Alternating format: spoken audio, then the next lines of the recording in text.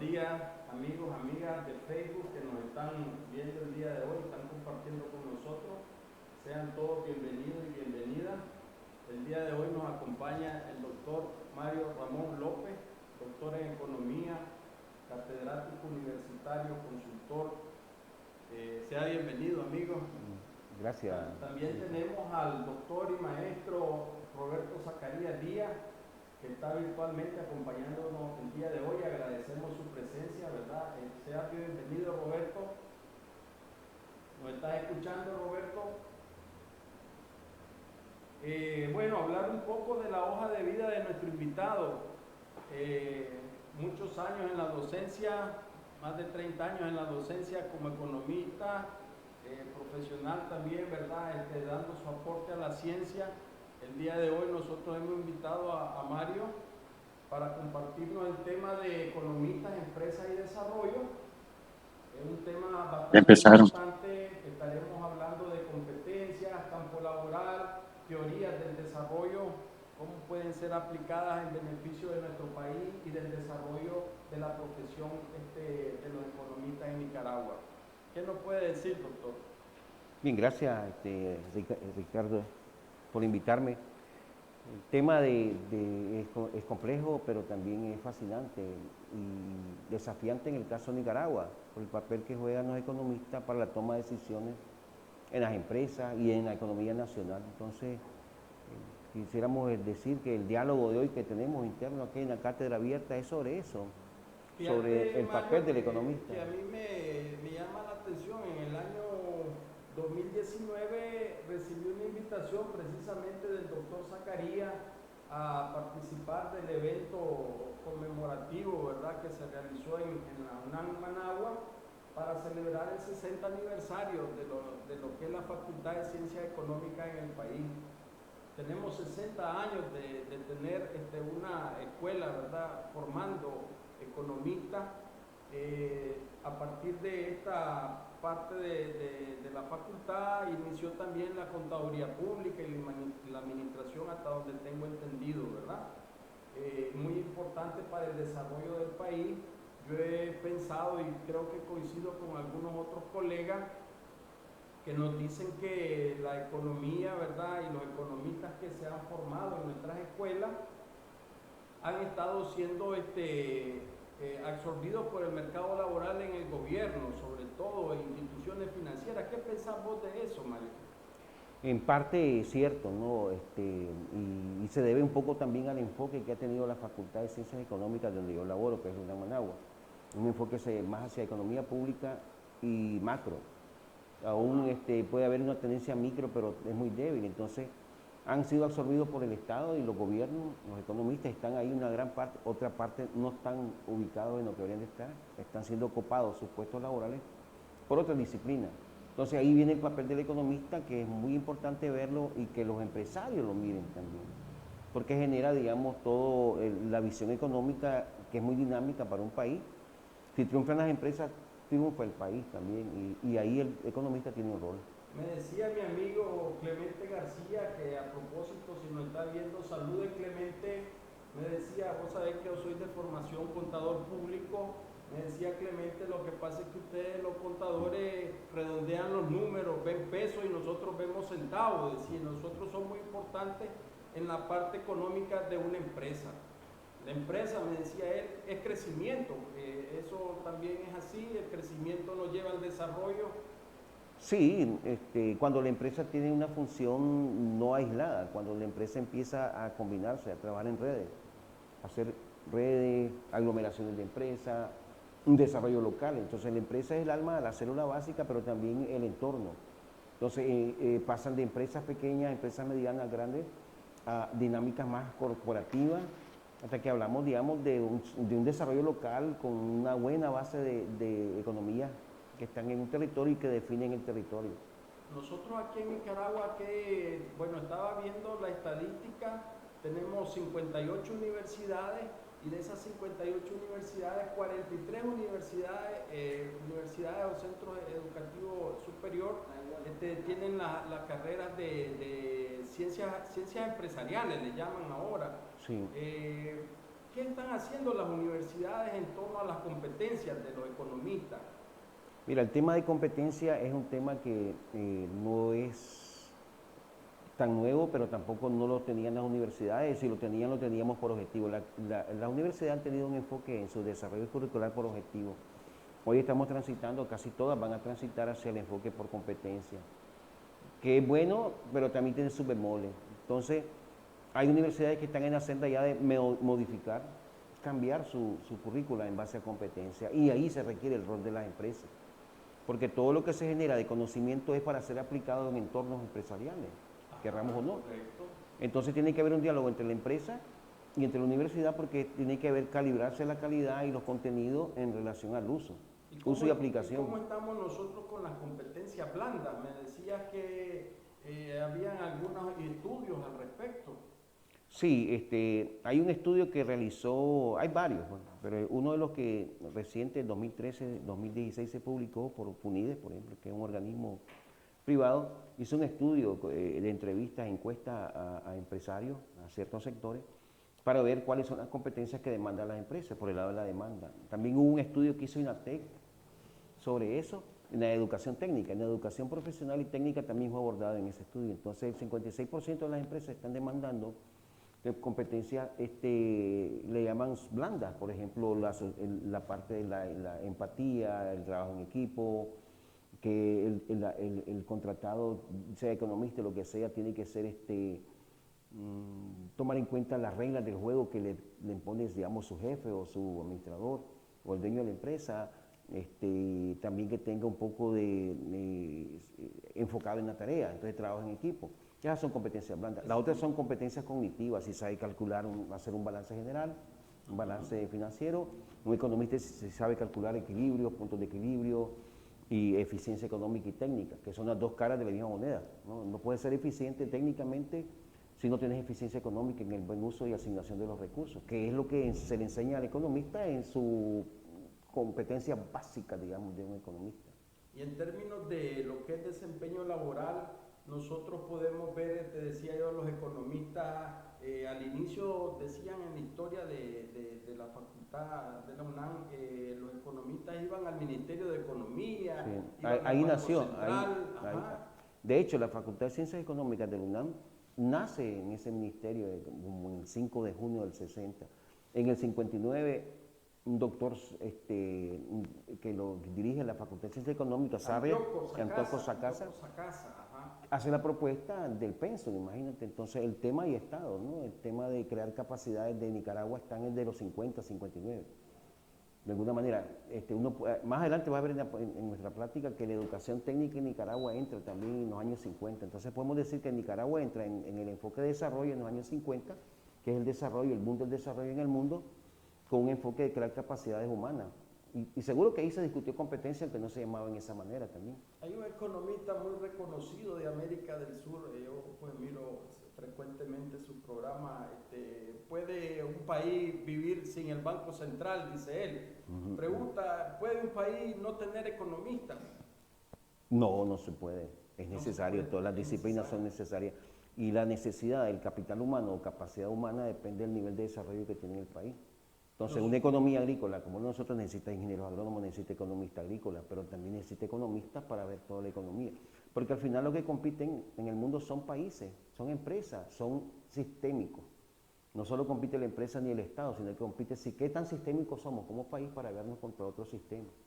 Nosotros en esta triada que el día de hoy lo hemos denominado economistas, empresas, desarrollo, al final de cuentas tenemos una economista ahí. Sí, economista más empresas igual desarrollo. Posiblemente es una contribución de la ecuación, inclusive puedes meter más sociólogos, contadores. Lo que sí quiere decir que tenemos que trabajar agremiadamente y aglomerados como empresa y como Estado, nación, como país, y eso nos va a volver competitivos, más en situación que estamos de crisis pandémica, de cambio de paradigma y otros elementos más. Ok, aquí en pantalla, no sé si podemos ver cualidades del problema en pantalla. Para nuestros amigos y amigas en Facebook, ¿qué lectura podemos hacer nosotros? Ahí hay una caída libre.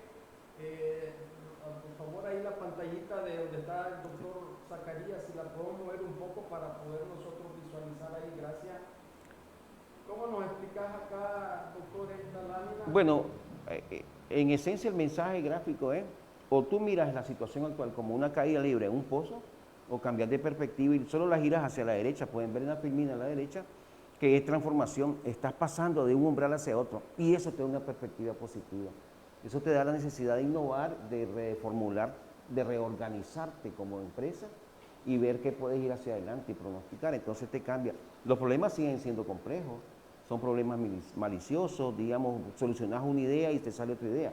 Entonces el mundo así es, vos das una solución aquí pero te generas otro problema y entonces depende de la capacidad analítica que tenga el economista, digamos, de ver todas esas variables que entran en el análisis o entran en la solución al problema, pero también depende de qué tan complejo interactúen las empresas con otra empresa o demande capacidades, como lo hizo el estudio que mencioné anteriormente, qué capacidades demandan para poder enfrentar y transitar en ese umbral de transformación.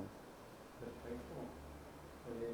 Eso nos lleva entonces a ver que lo que demanda ese umbral de transformación es cómo manejamos el recurso más importante y nuestra capacidad que tengamos como país. Entonces, ¿cuál es nuestro pasado más reciente? Todavía los nicaragüenses trabajamos muy, la pregunta es si trabajamos muy lineal. Y ese es no solo Nicaragua, sino que todos los países tienen un modo de pensar lineal, un modo de pensamiento lineal que cree que las soluciones son de manera lineal y son complejas, son de varios ángulos, como nuestras neuronas, son de varios... Cuando dice pensamiento lineal, se refiere constante, sin ver diferentes alternativas, Claro, aristas, en parte sí, enfoques. en Ajá. parte sí, pero también Concluente es lineal cuando, por ejemplo, cuando querés inventar algo, vos decís investigar, luego desarrollar y luego vas a pensar en el mercado. Eso es lineal, pero en realidad todo empieza con la demanda del mercado. Hasta después, haces un producto y hasta después pensar dónde lo vas a vender es lineal. Pero si empezás por el cliente, por la demanda, y ves que si tenés conocimiento para hacerlo, y si no tenés, buscas investigar y empezás a desarrollar un prototipo. Pero si te sale mal, regresás y preguntás con el que te generó la idea, que puede ser un demandante, y dice, ¿te gusta? ¿Lo puedes ver? ¿Lo arreglás? Entonces, no, hay que arreglarlo, lo quiere más pequeño, más ergonómico. Entonces, regresas a investigar. Entonces, el proceso no es solamente que investigar, desarrollar y vendés al mercado. Y ese pensamiento está en la mente de cualquier diseño que vos hagas, ya sea un producto, un programa de estudio. Lo hago, lo desarrollo, lo vendo al mercado, y los demandantes eso es lo que quieren. Nunca preguntaste con él. Entonces, el diálogo entre empresas, el diálogo entre el que desarrolla, el diálogo que pueda incitar un economista o que pueda calcular la demanda y ajustar la demanda y convertirla en producto es básico. Okay. Esa imagen es lo que te dice, nosotros tenemos todavía pensamiento lineal, arrastramos eso y no sistematizamos. No sistematización de Y nos pegamos el aprendizaje, grito, ¿qué significa eso? pegamos el grito cuando decimos, no sabía que podía hacerlo así, y que es hurgar, pero te toma tiempo volver a buscar la información para mejorar el producto. Pasa igual cuando estás agarrando información, guardás en la memoria, guardás y después metes más tiempo a saber qué es lo que guardaste. Ajá. Ya, entonces atiborrás, apilamos, somos apiladores. No sistematizamos y no apilamos, eso tiene un problema serio para tu proceso de desarrollo, tu eficiencia económica y técnica de una empresa. Vendés un producto, vendés y vendés, lo apilás, lo vendés, y si es en masa, peor, y no ves si eso es lo que no quiere el consumidor, y entonces te después buscas, ¿qué hago? ¿Qué le cambio? No escultaste el mercado, no viste los cambios. Y ahí entra un técnico, ahí entra un analítico, ahí entra un economista que te dice, vamos a sondear la demanda. Deberían las empresas, y esta es la parte interesante de esta charla también que nos llamó la atención cuando estábamos organizándola, deberían de las empresas de tener economistas en su planilla. Sí, es básico. Hay crítica al economista, porque desde la rama más crítica al economista, los economistas son muy expansivos, imperialistas, porque se creen que abordan las demás ciencias.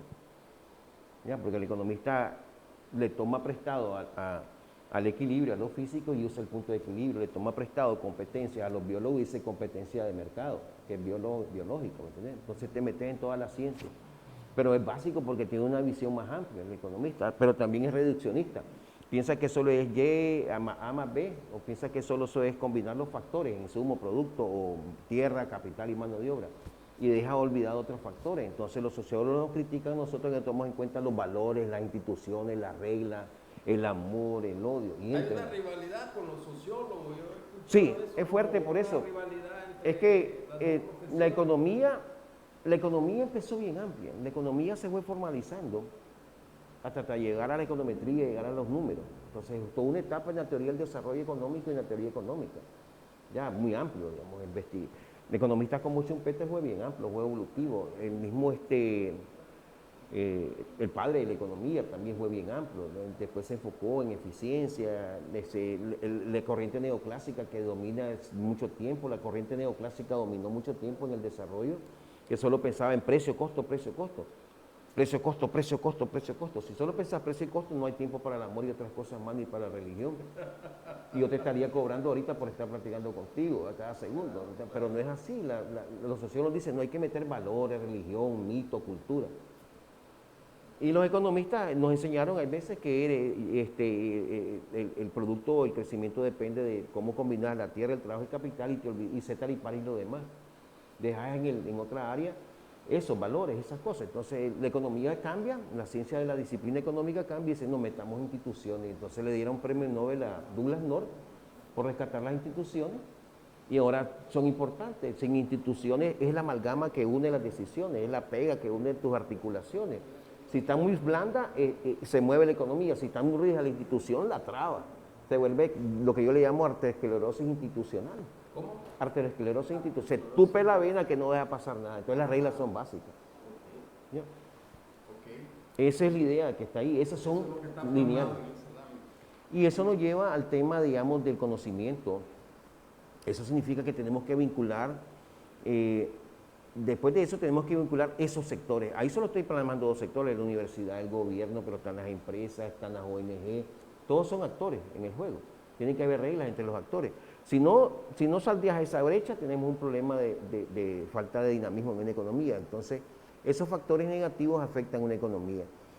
Luego de eso tenemos que ver cómo hemos funcionado, y hemos funcionado quizás, después de estar... linealmente tenemos que cambiar esa visión lineal, más sistémico, más holístico.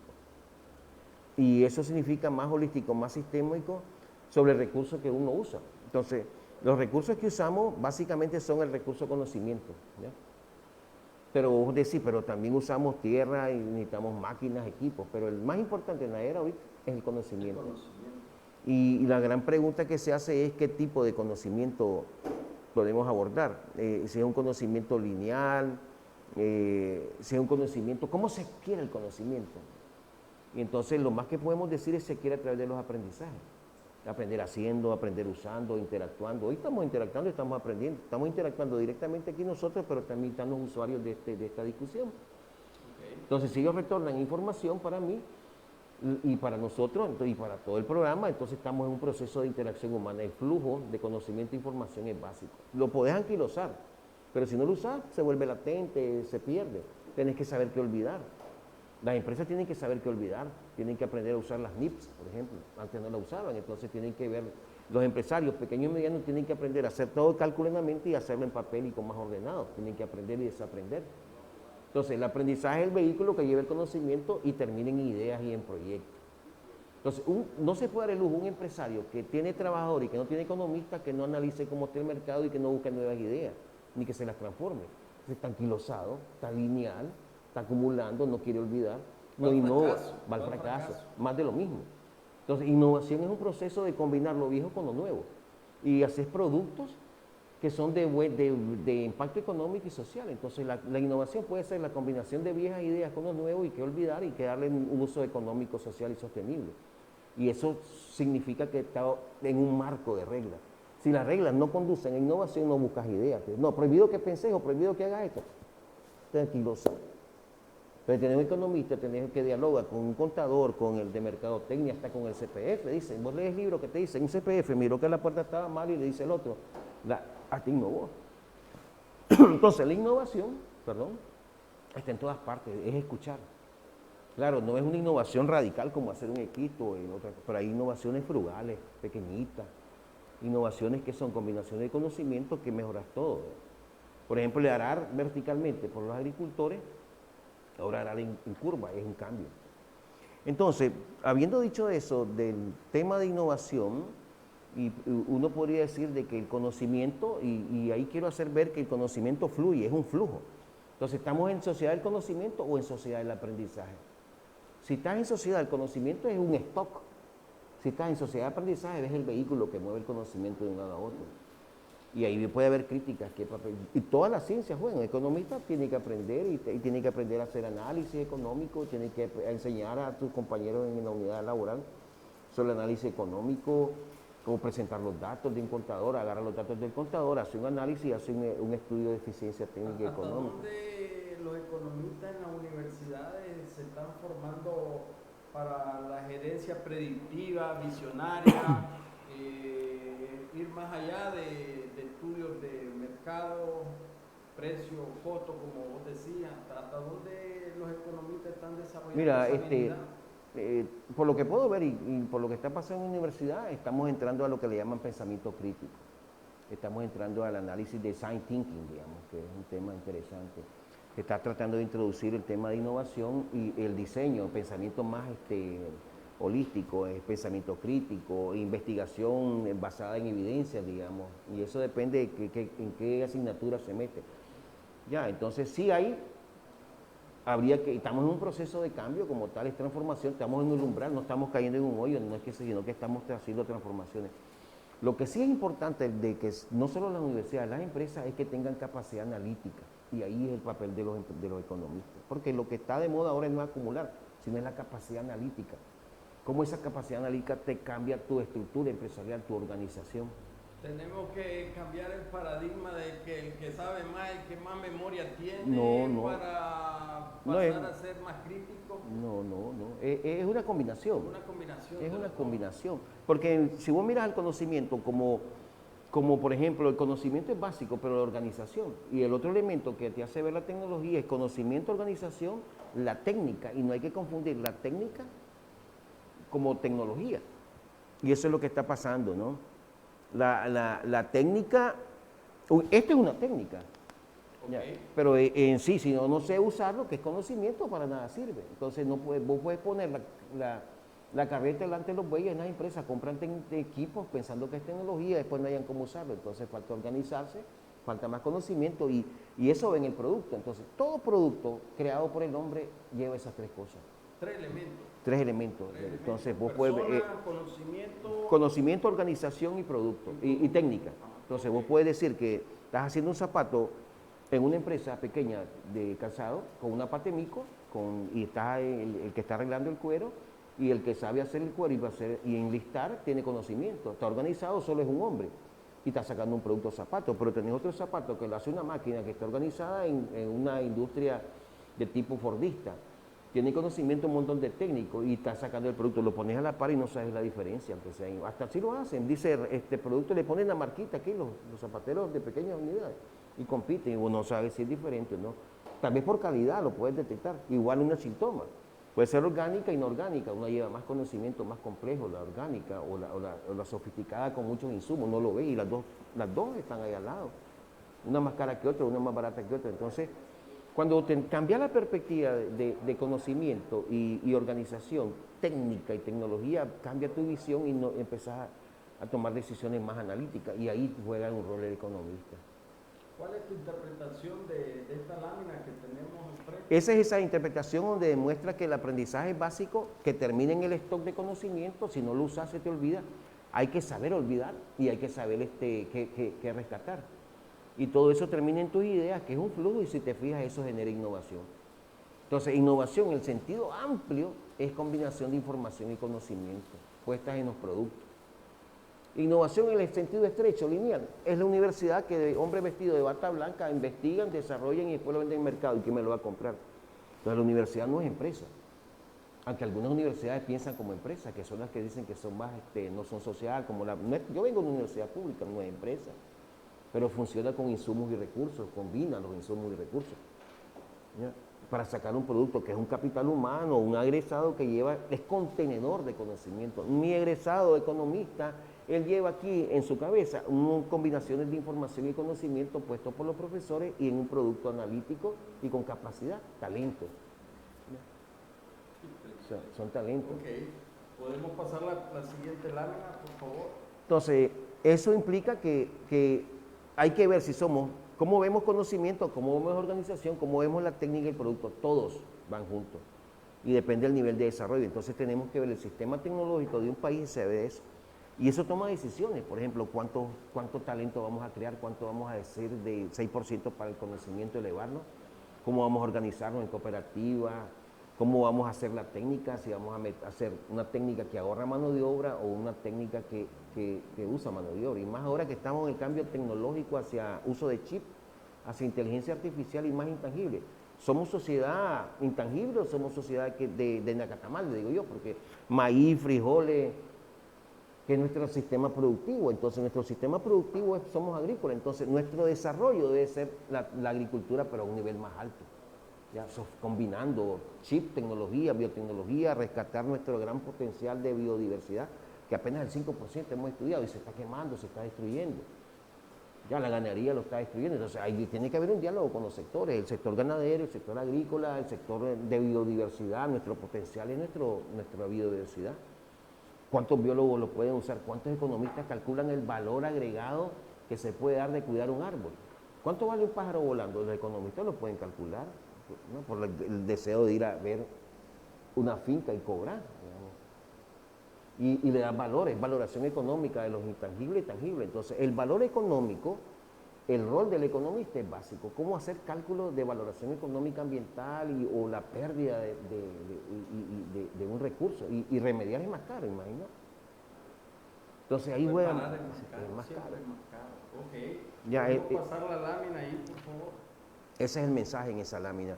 La otra parte importante del valor del conocimiento, cómo lo capturas, cómo lo logras. Y aquí en esta lámina quiero solo mostrar gráficamente, con idea, que el empresario es básico, es el que levanta la función de producción. A los economistas nos enseñan la función de producción, combinar insumo y producto, pero esa combinación tiene que ser óptimo y ahí entran las teorías, dicen que hay un óptimo y el empresario es el que lo sube. Pero no solo el empresario, es la asistencia técnica que tenga, es el apoyo de los ministerios, es el apoyo de un laboratorio de la universidad que le dice, hice una salsa de tomate, pero está muy amarga, andate al laboratorio de alimentos y te la van a ver el grado de Brix, de dulzura del tomate, la combinación. O tal vez está saliendo el tomate de suelos agrícolas que están contaminados con tal cosa y te le dan. Entonces, vos necesitas el rol de la investigación y desarrollo de las universidades para ese empresario. Y necesitas a alguien que te analice, necesitas un biólogo, pero necesitas la valoración económica. Un economista te hace la valoración económica de los costos. Y necesitas un contador que te dice los costos productivos agrícolas. Entonces, es una combinación. Cuando el empresario o el dueño de una empresa mira esa combinación de insumos y recursos, de talento humano, el tipo es exitoso o sabe enfrentar los desafíos y los retos. Y en esa combinación de universidad, empresa, Estado, ¿estamos teniendo éxito o estamos fracasando?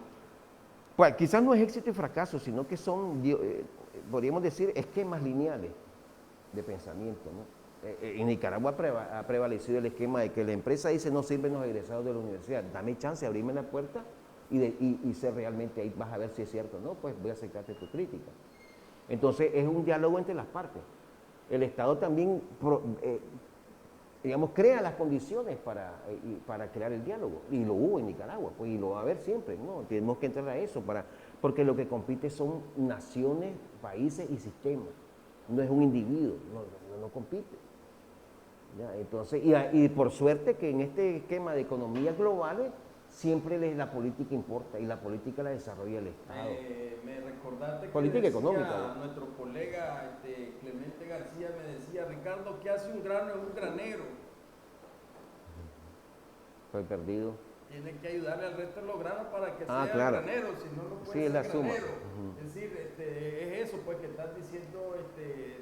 Es la aglomeración, trabajo en redes y otras cosas más. Entonces, de nuevo, la empresa es importante, es una organización. Ese esquema lo que quiere decir es que la empresa fluctúa en un sistema de información y conocimiento abierto. La empresa no es mercado. Si la empresa fuera mercado, la gente los trabajadores estuvieran cobrándose entre ellos mismos adentro. ¿Ya? La empresa está aquí, es una unidad, la empresa está aquí y el mercado es donde él fluye. ¿Ya? Entonces la empresa compite contra otra empresa. Si no estás compitiendo con una empresa es que estás en el mismo sistema, en el mismo sistema industrial. Por ejemplo, uno que hace muebles necesita clavos, necesita pega, está compitiendo con un montón de empresas que están haciendo en Monimbó Muebles o en Catarina o en Andasmo. Entonces están compitiendo por la madera, por el suministro de madera, están compitiendo por clientes. Entonces ellos están en la misma rama, en la misma industria. Mientras que si estás hablando de talabartería estás con industria ganadera. Y ahí sí, es otro sector. Entonces está compitiendo, por ejemplo, se huele el bosque, la ganadería extensiva que mata el bosque, está matando, digamos, a las empresas muebleras. Y ahí necesitas el rol del Estado, que mire el equilibrio o el balance entre sectores. Y tenés que trabajar con los empresarios para decir, mira, entremos en colaboración, porque cuero con mueble va junto, digamos, y hacemos una combinación de ese tipo, de hacer un nuevo producto, una nueva combinación. Una madera nueva que no ha sido muy destruida y que puede ayudar a tener competitividad al sector industrial madera muebles en el mercado, de cuidado sostenible del bosque y una ganadería más sostenible. Entonces estás hablando de política pública que logra mejorar las interacciones de los actores. Ok, vamos a avanzar un poquito por el tiempo. Esa lámina solo explica eso, pues que estamos en ese nivel de aprender. Un poquito más adelante. Aquí quería... Ahí vamos ok, a hacer esa gráfica es para mostrar, y en nuestro diálogo, que ha habido muchas iniciativas en Nicaragua de innovación. Ya, he rastreado la innovación en Nicaragua y la palabra innovación, en un artículo que leí de un compañero que es economista también, dice que en 1924 empezó el tema de innovación y por educación técnica, en los años 50, imagínate también, fue fuerte. Entonces, podríamos decir que Nicaragua en su línea de desarrollo ha ido metiendo el tema de innovación a través de la educación, es básica entonces la educación. ¿Cómo podemos ver la innovación? Vos decías, la innovación está en cosas pequeñas también, no sí. solamente en artefactos, decíamos también, pero como que es mal empleado, ¿no? La palabra artefacto. Cuando miras la tecnología como artefacto es mal empleado, pero por ejemplo, el INTA fue creado y está dirigiendo el tema de innovación agropecuaria en este país, con decreto ley, ahí es las instituciones, las reglas del juego. En Nicaragua ha habido un montón de iniciativas, ese gráfico solo dice, y hoy estamos saltando al tema de innovación, emprendimiento y economía colaborativa o economía creativa. Es una visión. Quiere decir que está demandando y va a demandar el gobierno y las empresas también, de una función de política, creatividad de los economistas, creatividad de los biólogos, creatividad de las otras disciplinas para el desarrollo del país. Entonces hay una opción de desarrollo inclusive ya. Las empresas tienen que ser creativas. ¿Es un desarrollo económico, un desarrollo humano? Es a todos niveles, es humano porque necesitas cambiar el conocimiento, un factor de la tecnología. Necesitas organizar de nuevo a las personas, necesitas darle técnicas y sacar un producto que lleve contenedor de eso. Entonces siempre están, ya sea que estés en el año 50 o en el año 2021 o en el 2000 adelante, siempre vas a combinar esos factores. Ese es un instrumento que lo debe tener un economista en la cabeza. Ok, ¿te parece si escuchamos adelante, doctor Roberto Zacarías? Le vamos a dar un espacio para escucharlo el día de hoy.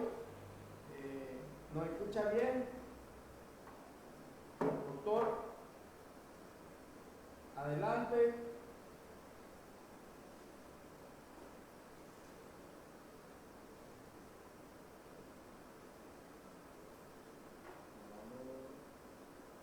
¿Me escuchan ahora sí? Un minuto, por favor. Ahora sí me escuchan. ¿Me escucha bien, doctor? ¿Ustedes me escuchan a mí? Hola, adelante, doctor. Sí, yo los escucho yo los escucho muy bien. ¿Me escuchan bien? Doctor, ¿no le escuchan? No me escuchan. Ok, adelante, doctor.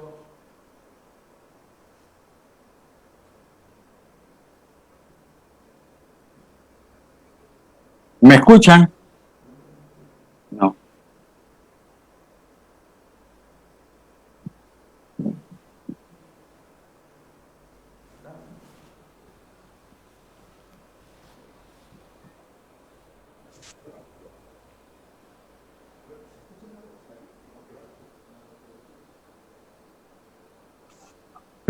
Probando. Hola. ¿Aló? ¿Me escuchan? Hola. Mira aquí que... No me escuchan. Ok, adelante, doctor, le escuchamos. Sí, yo Claro, adelante. ¿Me escuchan? ¿No me escuchan? Claro. ¿Me están escuchando? Ok, muy buenos días. Muchas gracias, Mario. Muchas gracias, Ricardo, por esta oportunidad. Creo que Escuchando claro, claro, adelante. me parece muy excelente el enfoque epistemológico de la economía, de la empresa y sobre todo el papel fundamental de los economistas. Me parece importante destacar que más allá de los estudios desde el punto de vista de la enseñanza de la economía o qué hacen los economistas, siempre he creído que la economía se basa y se sustenta fundamentalmente en el quehacer permanente de la sociedad, de las personas, de las empresas, del Estado, del gobierno, de los partidos políticos, de las instituciones no gubernamentales, con fines y sin fines de lucro. Me parece importante resaltar esto, pero algo que podría contribuir en este debate interesante es recordarles a la audiencia de que existen distintas corrientes de pensamiento económico por las cuales muchos economistas nos identificamos. Los economistas estructuralistas, los economistas que tienen que ver con las mismas teorías del consumidor, con las estrategias hacia el desarrollo, los economistas que creen más en el desarrollo económico, los economistas que son cepalinos de la Comisión Económica para América Latina, que es el brazo intelectual y yo diría también académico de las Naciones Unidas. Es decir, podemos hablar mucho tiempo sobre esto, economistas dedicados al medio ambiente, a la protección del medio ambiente, economistas dedicados a formular proyectos de inversión social, proyectos de inversión privada.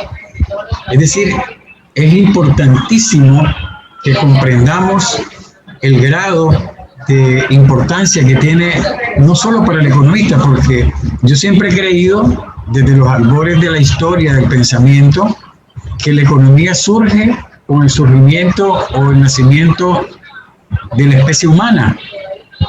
Es decir, no podemos partir de que la economía se formaliza a partir de 1776 con la magnífica obra de Adam Smith, que escribe La riqueza de las naciones, que dicho sea de paso, involucra un poco el pensamiento clásico hacia el quehacer de las empresas, hacia el quehacer del empresario.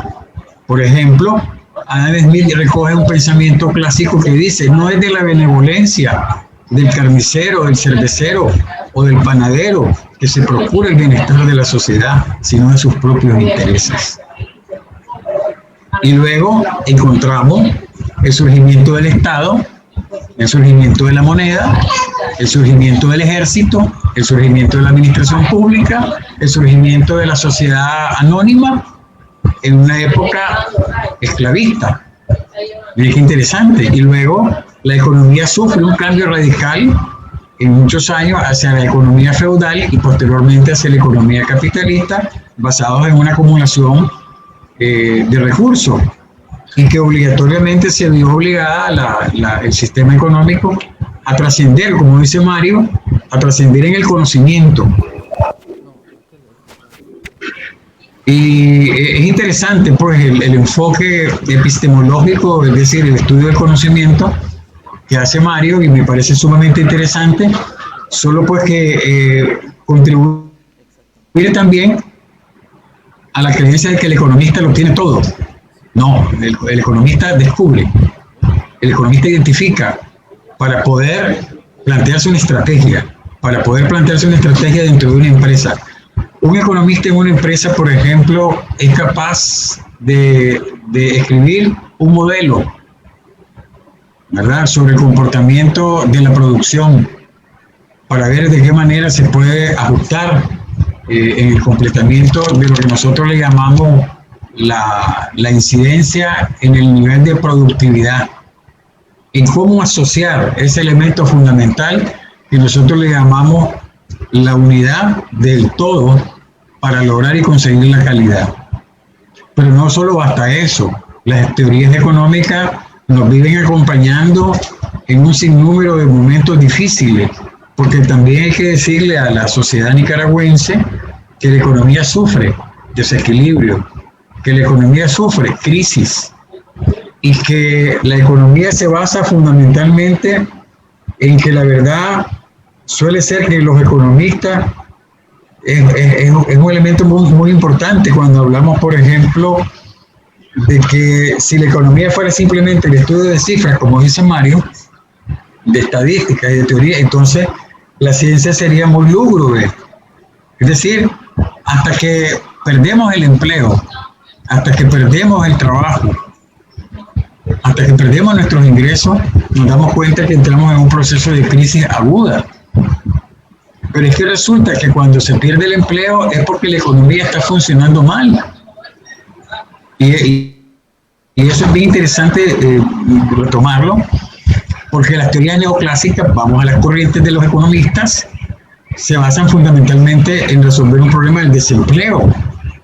Estamos hablando entonces de la teoría keynesiana o del problema fundamental de la economía a resolver es la inflación. Estamos hablando de los monetaristas, de su padre Milton Friedman, premio Nobel de Economía.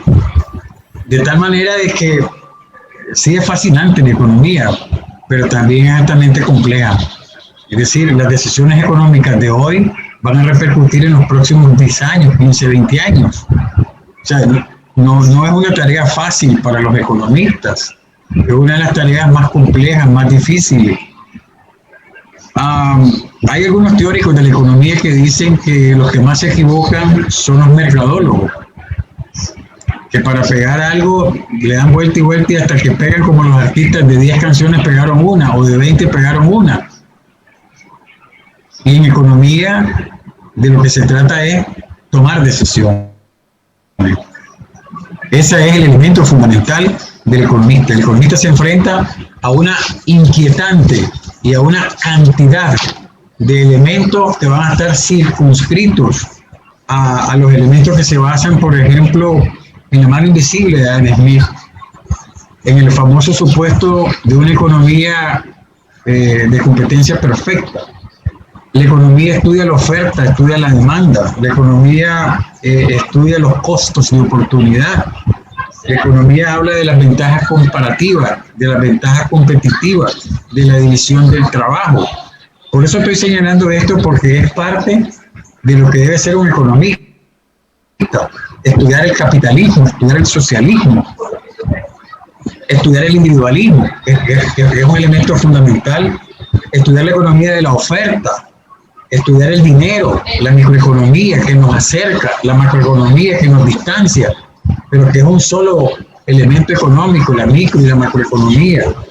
El Producto Interno Bruto, que es el principal indicador macroeconómico para medir el comportamiento de nuestro propio crecimiento como país. Es decir, hablamos también de los bancos centrales y de los tipos de interés, de la inflación, de la deuda, estamos hablando de deuda y deflación. Estamos hablando de los impuestos.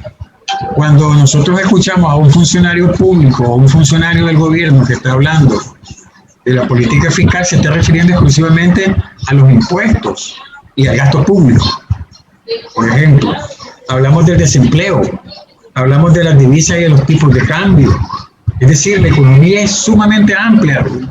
A veces los mismos economistas no podemos compartir todo, porque efectivamente tendríamos que hablar de la balanza de pago, que es el instrumento contable que utilizan los gobiernos para poder contabilizar las relaciones económicas internacionales con los demás países. Estamos hablando de energía y petróleo, que aunque no produzcamos petróleo, nosotros tenemos una dependencia económica del petróleo. Estamos hablando de los mercados de bonos, es decir, las acciones y los valores en los mercados de capital, es decir, en la industria de la economía bursátil, la bolsa de valores. Estaríamos hablando de los ciclos económicos para poder identificar el elemento más importante que son los ciclos, para poder analizar el significado de una recesión. ¿Y en qué situación económica está Nicaragua? ¿Estamos en una situación recesiva o estamos en una situación de depresión? Eso estudia el economista. Por eso, cuando nosotros hablamos de los mercados monetarios, estamos hablando también algo importantísimo, que es prácticamente las pensiones y el estado del bienestar, porque yo divido la sociedad en tres grandes estamentos desde el punto de vista económico. La niñez, que es una etapa muy delicada en el proceso de su formación. La juventud, una etapa importantísima para el crecimiento económico de la nación. Y la vejez, que tiene que ver con el resultado de qué pasó con nuestros ciudadanos que pasaron a la jubilación, al descanso y a disfrutar de todo el esfuerzo y el ahorro que lograron a través de su vida laboral. Eso estudia el economista. El economista estudia también las burbujas. Es interesante, estudia la crisis crediticia, estudia el déficit público, estudia la globalización. Los economistas estudiamos la desigualdad, estudiamos el proteccionismo, cómo los mercados internacionales pueden entrar a nuestros mercados internos, si se acabó el proteccionismo con la globalización, si se eliminó con los tratados de libre comercio, porque si te dicen es voluntario estar en un tratado como el CAFTA, ok, no voy a estar porque no me conviene, pero si no estoy no me compran, y si no estoy no me venden. Y la economía no vive por cuenta propia, nosotros no somos autosuficientes, tenemos que producir no solo para nuestras necesidades, tenemos que producir para nuestra sobrevivencia. De tal manera que me llama mucho la atención la presencia de la teoría económica de Mario cuando habla, por ejemplo, de las revoluciones tecnológicas. En los últimos 230 años, desde la revolución industrial, por lo que sucede es que nosotros estudiamos la revolución industrial, pero mucho antes de la revolución industrial de Inglaterra, se habían suscitado muchas revoluciones tecnológicas.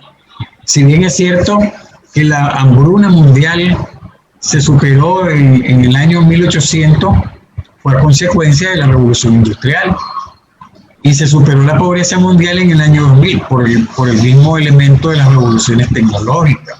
De tal manera pues que hay una economía también del comportamiento de la sociedad empresarial. Y finalmente yo creo que tocaba algo Mario ahí que es interesante, la economía de la felicidad, que casi nadie lo toca el tema, pues. Pareciera un tabú, y es lo que menos tiene, pues.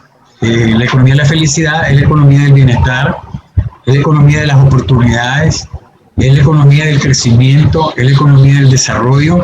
No podemos aspirar a desarrollar una economía si antes no crecemos.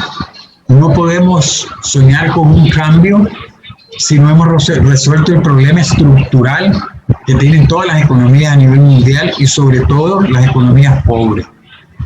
Y otro elemento que nos llama poderosamente la atención es la economía del siglo XXI.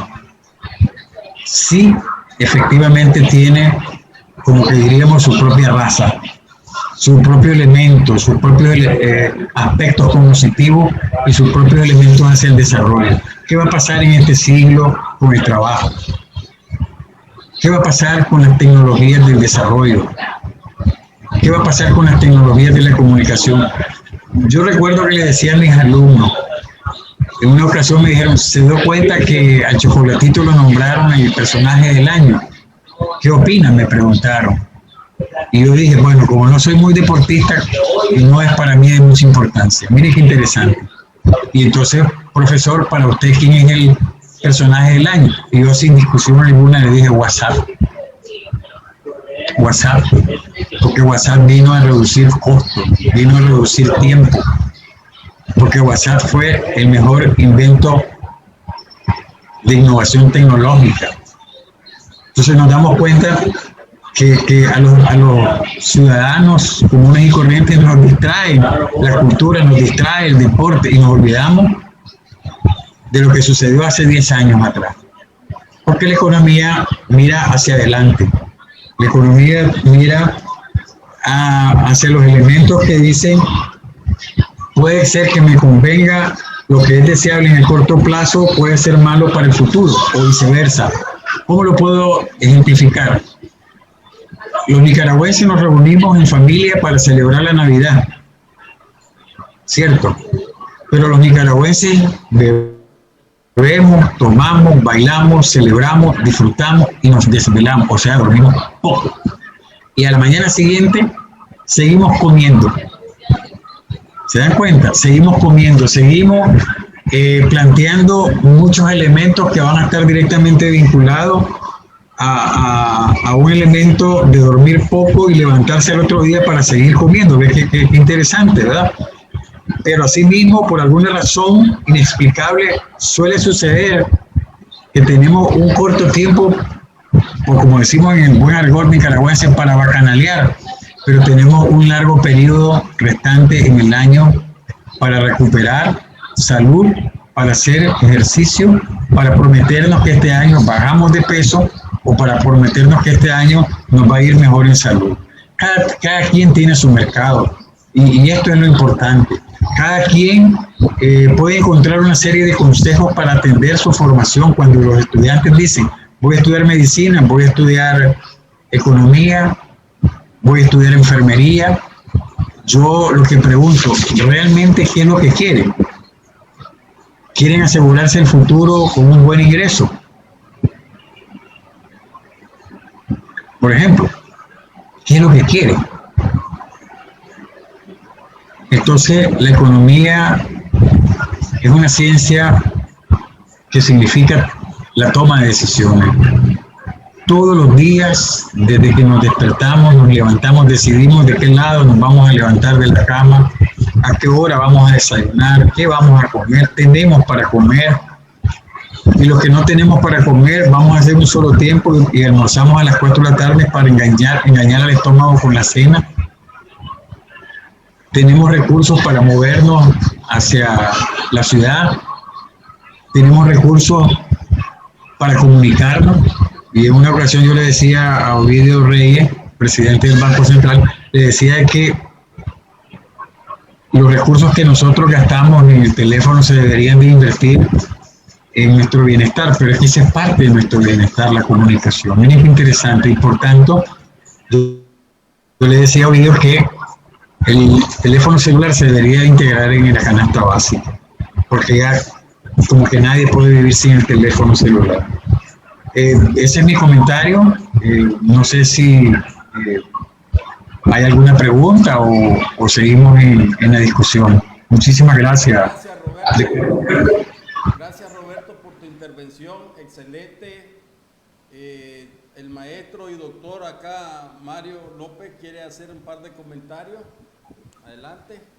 Sí, bueno, creo yo que poniendo lo que él dice adelante, la situación, el punto que es importante tomar en cuenta en la formación de los economistas ahora es darle más capacidades analíticas para el manejo de datos e información. ¿Ya? Porque estamos en una etapa, digamos, de volumen de datos inmenso y la capacidad analítica para toma de decisiones va a requerir capacidad analítica de procesar esos datos. Ya las máquinas pueden hacer muchas cosas, las máquinas te averiguan tus gestos, pero la capacidad analítica de un humano va a ser siempre requerida. Entonces ahí entra el economista para lo que Roberto habló de el toma de decisiones. En realidad el economista trabaja en economía del comportamiento. El comportamiento del consumidor, el comportamiento del productor, el comportamiento que tiene el mismo gobierno y el empresario. Y ahí combinamos con psicología, porque acuérdate que hay supuestos en la teoría económica que implica psicología del consumidor. Entonces, inclusive implica, digamos, otros factores más que tomar en cuenta, pero el volumen de información que hay en el mundo ahora es pertinente. Ya, porque los mercadotecnistas le ven tus gestos, cuántas veces hiciste clic en Google y que buscaste y de repente te manda a Amazon aquí, hiciste este clic, entonces toda una discusión, una racionalidad en el uso del dato, la información. Eso se le llama ciencia de datos. Entonces, nuestras currículas, por competencia, va a requerir que el economista sepa manejar software, hardware. No es solo SPSS, es Tableau, es Big Data, que le llaman, R, FAP, y otras formas de analítica. Esa capacidad de decisión va a ser muy importante. Y en el caso de Nicaragua va a ser importante porque hay que saber graduarlo, comunicarlo, extenderlo, hacer buena extensión para los sectores de baja capacidad de absorción, que son algunos empresarios. Entonces, es un dilema. El dilema del desarrollo es organizar la fuerza, conseguir la buena tecnología, no verlas como artefactos, el conocimiento idóneo para factores idóneos, entre lo viable y lo técnicamente viable para poder desarrollar. No podemos estar pensando que vamos a comprar toda la tecnología. Si un país piensa que va a comprar toda la tecnología afuera, estamos listos, nunca nos vamos a desarrollar. Tenemos que buscar el modo de innovación nicaragüense sobre nuestros recursos. Muchas Mario. gracias, doctor. Bueno, un par de comentarios, decirles que el día de hoy queremos iniciar, ¿verdad?, con un segmento del programa, una especie de ping-pong, donde vamos a tener de 2 a 3 minutos cada uno de los panelistas para hablar sobre nuestros temas enfocados a la triada, que es lo que nos corresponde el día de hoy. Pues, a manera de reflexión, el personaje del año, si a mí me lo hubieras preguntado, Roberto, la verdad es bien difícil, pero te diría algo. Se dice en un estudio que 1/3 de la población mundial tiene Facebook hoy. Eso significa que estamos controlados por Facebook. Si vos preguntás qué solución da Facebook a nuestras vidas, no resuelve ningún problema, es solo entretenimiento, ¿verdad? Pero 1/3 de la población mundial, arriba de 3.000 millones de personas, tienen Facebook y tienen un celular y tienen celulares que son inteligentes, ¿verdad? También se menciona que China está la primera dictadura digital en el mundo, controla todo, nos controlan nuestras vidas a través de Facebook. Se puede predecir nuestra capacidad de consumo y nuestra capacidad de decisión sobre nuestras prioridades políticas, por ejemplo, de consumo, si andamos caminando, si vamos corriendo, qué hacemos en nuestra vida, ¿verdad? Y eso pues viene desde el 2013, desde el ciudadano, ¿verdad?, que tomó la información de los Estados Unidos, a Snowden, si no me equivoco. Eso, ¿verdad? En principio, segundo, comentar el papel utópico, distópico de nuestras vidas, presente, pasado, futuro, hacia dónde vamos, con tanta incertidumbre que tenemos, ¿verdad? Aún cuando me convence bastante la lámina de nuestro colega acá, ¿verdad?, de ver también las oportunidades, no solamente que vamos en caída libre. Yo soy un creyente de que toda situación difícil trae oportunidades. Sin embargo, ante tanta incertidumbre, ¿verdad?, también genera dudas. ¿Hacia dónde vamos y hacia dónde van? Yo hice una pregunta la vez pasada a un ciudadano, pregunté que por qué hay por ejemplo, abogados que andan de conductores o economistas que andan taxiando, o muchos profesionales que están en el desempleo y que tal vez están vendiendo carne asada o están buscando una opción para su vida y que tiene que ver con la parte económica y social de nuestro país. ¿Qué hacemos para que los frutos de la universidad, ¿verdad?, no paren vendiendo y no es que sea denigrante ni nada, pues es parte de la vida, pero esperaríamos que esa inversión tenga un retorno. ¿Cuál es el papel de la universidad, el papel del Estado, el papel del empresario, ¿verdad?, para contribuir a que la formación del ser humano, ¿verdad?, sea de valor agregado para la sociedad? De tal manera, pues, que con eso cierro este espacio de mis 3 minutos y le cedo la palabra al doctor. Bien, yo creo que hay que verlo como el problema la pregunta que hiciste, o el ping-pong, digamos, es interesante. Imagínense una torre de Castilla, que representa inclusive nuestras universidades en el sentido de torres de Babel. Tienen que dejar de ser un torre de Babel. Pero imagínense la parte izquierda, que está entrando lo que ahora le llaman NINI, en inglés es No Education, No Employment, digamos, y eso pasa cuando tenés problemas de no enfocarte en la educación, mejorar la educación para que entren más oportunidades de equidad desde primaria hasta que van a la universidad. Esos son los NINI, que es un problema de estudio en nuestro país. ¿Cuántos no entran al sistema educativo, no educación y no tienen empleo? Pero el otro lado que tú haces ver fuera de la universidad, que es la universidad yendo hacia las empresas, hacia el Estado y hacia internacionalmente, es los CESE, le llamo yo, con educación sin empleo. Ya te fijaste, son dos lados que tenemos que traer. Solo teniendo un pensamiento holístico, un pensamiento de interacción humana entre las partes, entre gobierno, Estado y empresa, podemos reducir esos problemas. Un buen currículum dialogado con las empresas, mejora el cese. Porque yo voy a competir, voy a crear capacidad analítica, talentos humanos que son demandados inmediatamente por la empresa. Traje a la medida, podríamos decir. Y ahí es el diálogo que deben tener las empresas, el Estado, las comunidades rurales, para poder reducir ese problema, ese gap, una brecha. Y la otra brecha también. Y se hace, porque algunos lo hacen, pero muy altruista. Responsabilidad social empresarial. Dale una mochilita al niño de la comunidad que va el señor Cañero y que se muere con problemas de hígado por contaminación del agua. Imagínate, entra por el lado del empresario y cree que dándole una mochilita salva todo ese problema de salud humana y de contaminación. Investigamos, podemos investigar y es el agua que está contaminada por uso de toxafeno y otras cosas más. Pero también por el problema que hay de los volcanes. Nicaragua es un país de volcanes con agua y arsénico está ahí, entonces es un cóctel. ¿Cómo atendemos ese problema social, económico y productivo? Y sacamos guaro, sacamos azúcar, competimos hacia afuera, pero estamos degradando nuestro sistema económico, nuestro sistema social, nuestro talento y nuestra diversidad, nuestro ecosistema. Entonces necesitamos inteligencia analítica de economistas, de sociólogos, de biólogos, con empresarios, con el Estado, para reducir el problema de la entrada al sistema, el NINI, y los ceses también. Y ese es un diálogo, una discusión, capacidad analítica, talentos humanos. ¿Cuántos economistas nicaragüenses hay que traer, los que son muy buenos, exitosos de afuera y los trae? Se le llama diáspora. Los judíos hicieron eso, hicieron la diáspora y trajeron todo y formaron el Estado judío. Nosotros podemos traer al capital científico de Nicaragua que discuta, que agremiemos los economistas hacia eso. Adelante, Roberto, te escuchamos.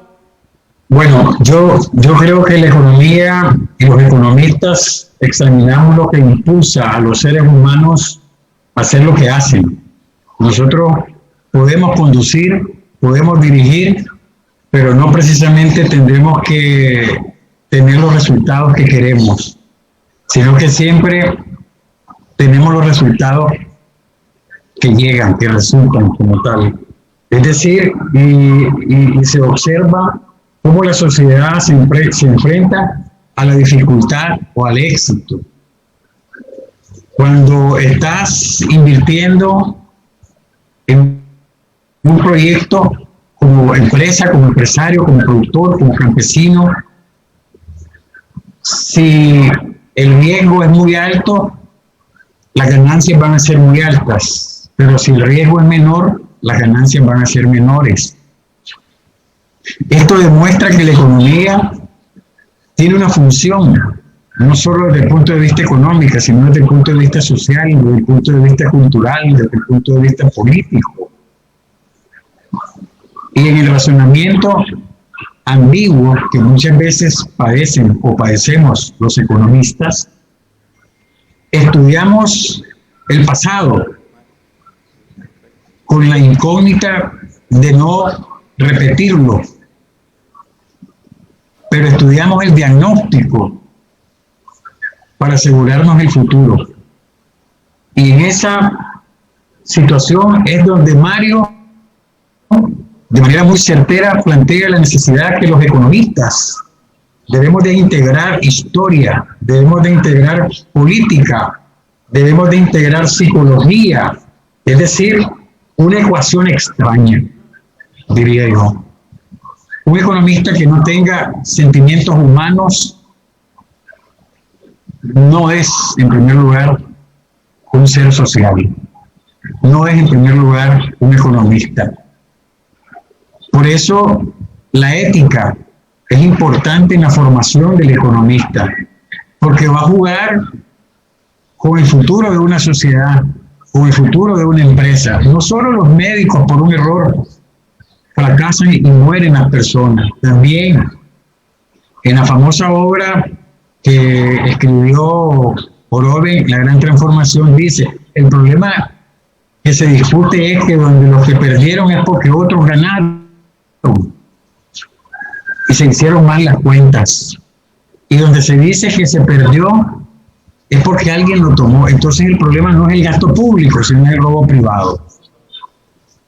Allí emerge efectivamente la función del crecimiento. Si los recursos disponibles van a estar en materia de lo que nosotros necesitamos producir, para quién producir, cómo producirlo y en qué tiempo producirlo.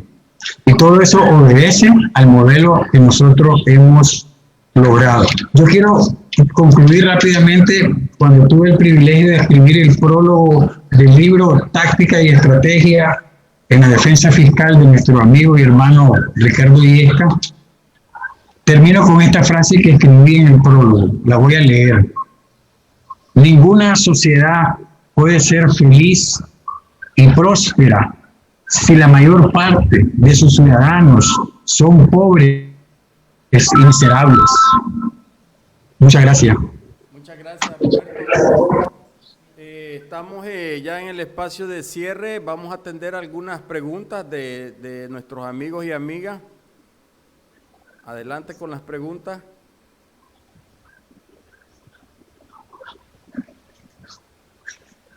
Edith Maciel Maltés Gómez.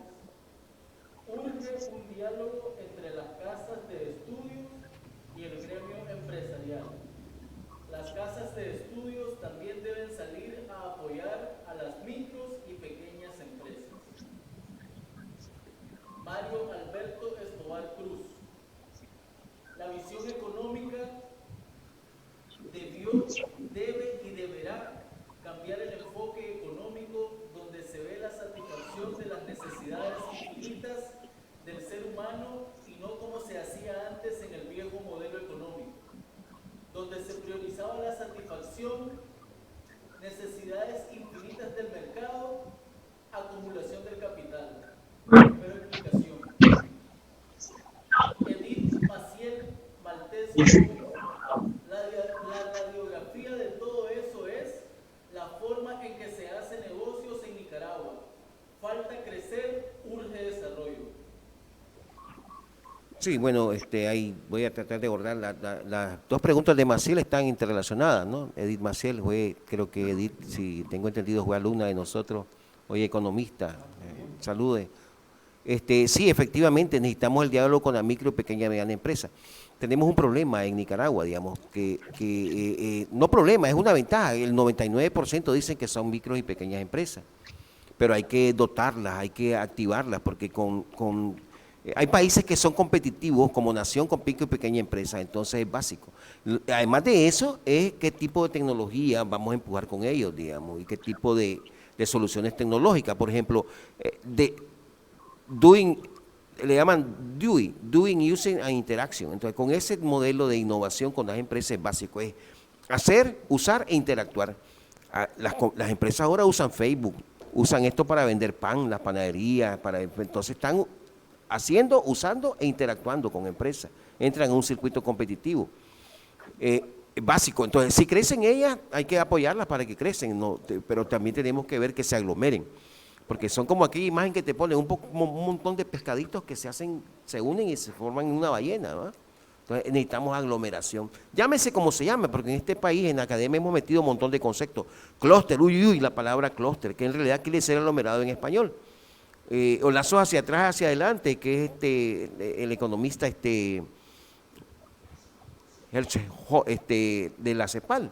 Lazos hacia atrás, hacia adelante en nuestra economía para conectar clúster, sistemas productivos locales, helix, triple helix, triángulo de Sabato, los argentinos crearon ese concepto.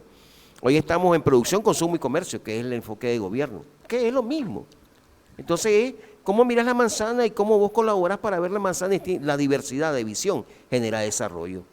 La diversidad de actores interactuando genera desarrollo. Entonces, si solo te pensás en crecimiento individual, no, tenemos que pasar de una visión individual, atomística, muy neoclásica, a una visión de aglomerado, de relaciones, de interacción, de acción colectiva hacia el desarrollo. Y ahí son economistas, y es el enfoque de una economista mujer que acaba de morir hace años, fue muy buena, la de acción colectiva, digamos, una de las primeras economistas fuertes en ese tipo. Y hay muchos economistas nicaragüenses y latinoamericanos mujeres.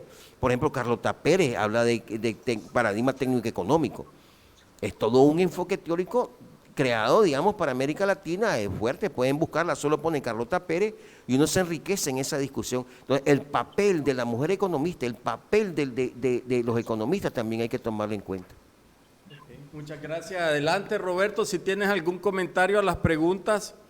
Sí, yo creo que el capital humano más importante que tiene este país, Nicaragua, en relación al mundo entero, es que un alto porcentaje, y no me atrevo a decir el porcentaje porque siempre las cifras son muy especulativas, pero superan el 70% que la producción nacional está en manos de pequeños y medianos.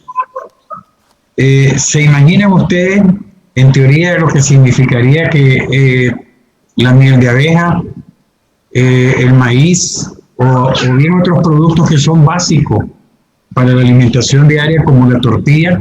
Entonces, ¿de dónde provienen todos estos productos básicos, de consumo básico como el pan, la tortilla, el banano, etcétera? Pues provienen de los pequeños productores, no provienen del gran capital. Y en eso es interesante nuestra economía, porque nuestra economía puede dar un salto, no solo cuantitativo, puede dar un salto cualitativo si el día de mañana nosotros unimos esfuerzos en estrategias de innovación tecnológica.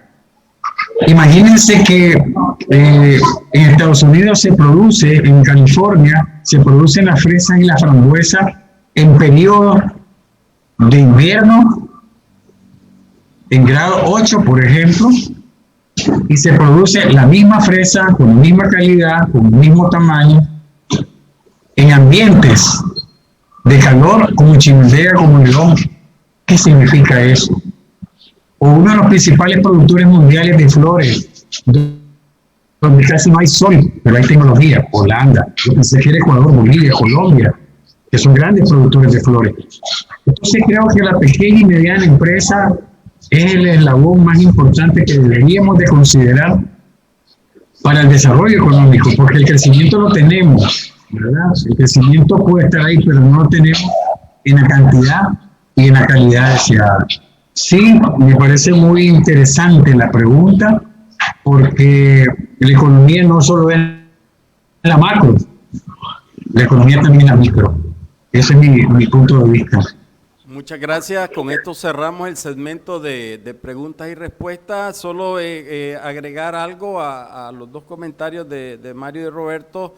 Saludos, Mario Escobar, nuestro aprecio, amigo. Decirte que coincidimos en términos que necesitamos una economía para la vida, como leíamos en aquel libro hace unos 6, 7 años. También hacer propio un comentario que me hacía el doctor Roberto Zacarías. La pobreza reclama una buena economía, me decía Roberto, coincidimos en eso. Muchas gracias, amigos y amigas que nos han acompañado el día de hoy, gracias por su tiempo.